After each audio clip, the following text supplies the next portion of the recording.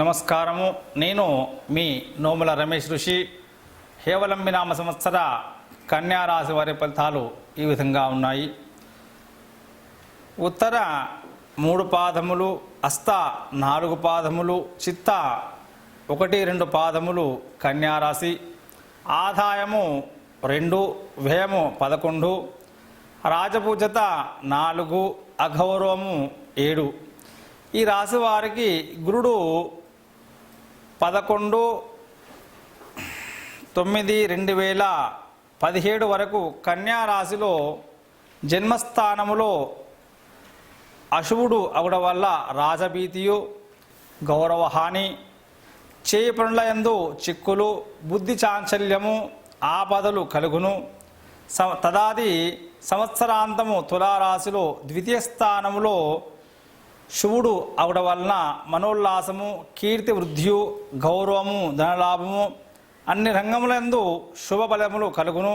కానీ 21 మే 2017 వరకు మరియు 17 నవంబర్ 2017 నుండి సంవత్సరాంతము ధనస్సు రాశిలో చతుర్థ స్థానములో అశుభుడు అవడం వలన మనస్తాపము, భయము, స్థానచలనము, శారీరక అనారోగ్యము, వివిధ రకముల కష్టములు కలుగును. 22 మే 2017 నుండి 16 నవంబర్ 2017 వరకు వృశ్చిక రాశిలో వక్రగతి తృతీయ స్థానములో శుభుడు అగుడం వల్ల కుటుంబ సౌఖ్యము, సంతోషము, బుద్ధిబలము, ప్రయత్న కార్యములందు జయము, శ్రమకు గుర్తింపు, స్వగ్రామ సౌఖ్యము కలుగును.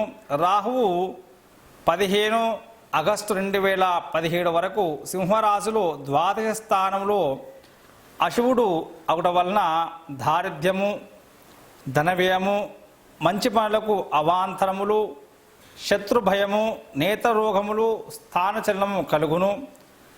సంవత్సరాంతము కర్కాటక రాశిలో ఏకాదశి స్థానంలో శుభుడు అగుడ వలన ఆరోగ్యము, ధనలాభము, సంతాన సౌఖ్యము, ఇష్టకార్యసిద్ధి, పశులాభము, నూతన వస్త్రప్రాప్తి కలుగును.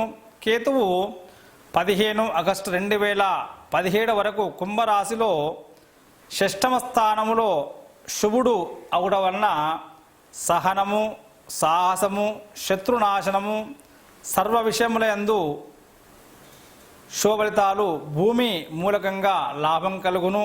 తదాది సంవత్సరాంతము మకర రాశిలో పంచమ స్థానములో అశువుడు అవడం వలన అకాల భోజనము, మానసిక చింతన, సంతానముతో విరోధము, వ్యవహారాలందు చిక్కులు, ఆర్థిక